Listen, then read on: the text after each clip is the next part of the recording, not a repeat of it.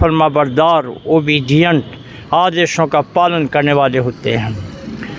हम लोग यहाँ जिस मकसद से पहुँचे हैं वो फ़लस्तीन के नहते शहरियों पर, गाज़ा के नहती शहरियों पर ज़ालिमाना इसराइल के हमलों के निषेध में, और दूसरा निषेध जो है हमारी तरफ से वो दुनिया के उन सत्ताधारियों का है जो कभी एक्शन पर नज़र नहीं रखते।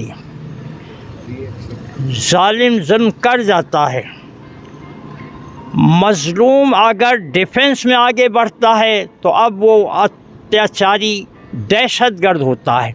और ये बात विशेषता मुसलमानों के लिए इस्तेमाल की जाती है।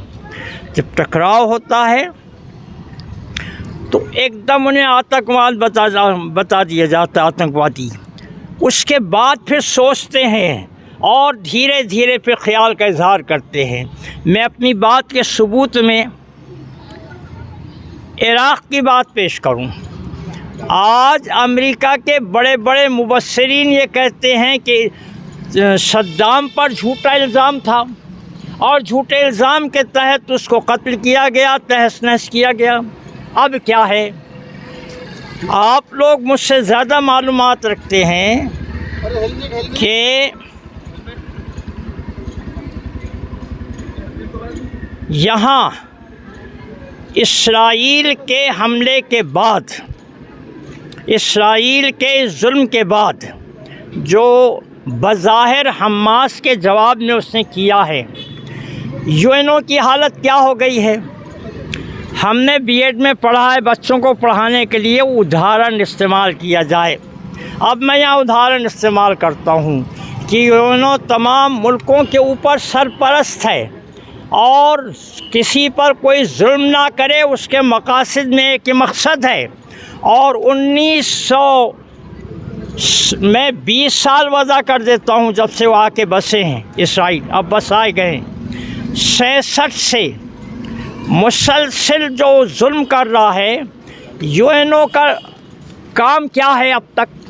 अब कुछ तरफदारी में बयानात हो रहे हैं तो वो बेचारी के बयानात ऐसे लगते हैं जैसे एक रान की सिफत बीवी कोई हो और वो अपने शौहर को कोई अहमियत न देती हो और कई अपने दोस्तों से वाबस्ता हो, पैसे कमा रही हो, वैश्या बन गई हो।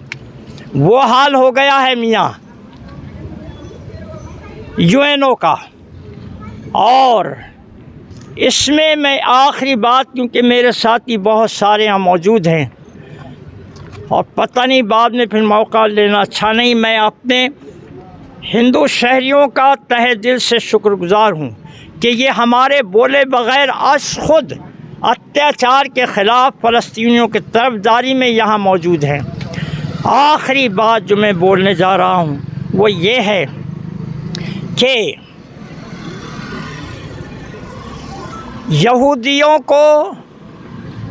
यहूदियों का कत्ले आम जब हिटलर ने किया, नरसंहार किया, और उसने कुछ यहूदियों को छोड़ दिया। पूछा गया कि इनको क्यों छोड़ दिया है, कहा इसलिए कि बाद के आने वाले लोग इनसे तजुर्बा उठाएं और ये बात पाएं कि मैंने क्यों इनको कत्ल किया है। आज उसकी बात सच साबित हुई। और अब ये बताइए कि जिन लोगों ने वहाँ बसाया उन लोगों ने अपने घर में अपने यहाँ जगह क्यों ना दी उसको। बासु साहब, मैं पूरा नाम नहीं जानता हूँ, उनका स्टेटमेंट में सुना कि ये जो दिफा की दुहाई दे रहा है जो बाइडन, उनको चाहिए कि वो जो हमदर्दी करते हैं और उसके डिफेंस में पैसा खर्च करते हैं वो उनको यहाँ बुला लें, पैसा भी खर्च नहीं करना पड़ेगा। और दूसरी चीज़, अरब के वो बादशाह, सऊदी अरब के और दीगर अरब जो अब तक जालिम से दोस्ताने के नाम पर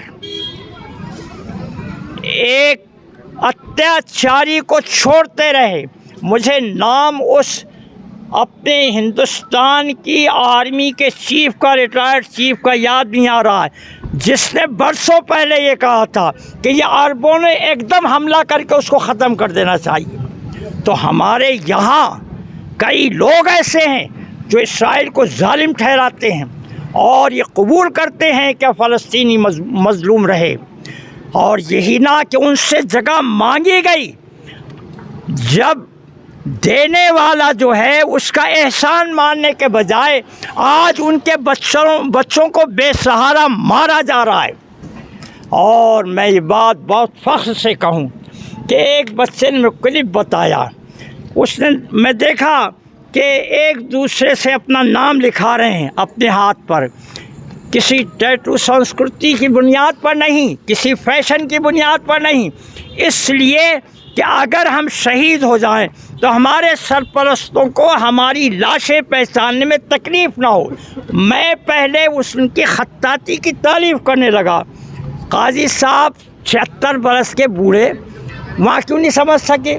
اس لیے نہیں سمجھ سکے کہ ان کے چہرے بہت انتہائی خوشحال نظر آ رہے تھے، ذرا بھی غم ان کے چہروں پر نہیں تھا۔ میں دعا کرتا ہوں کہ اللہ عز و جل ان کو جنت نصیب کریں، ان شہید ہونے والوں کو، اور وہ مسلمان حکومتیں جو اب تک اس کو طاقتور کرتی رہیں ان کا حشر اسرائیل کے ساتھ کرے۔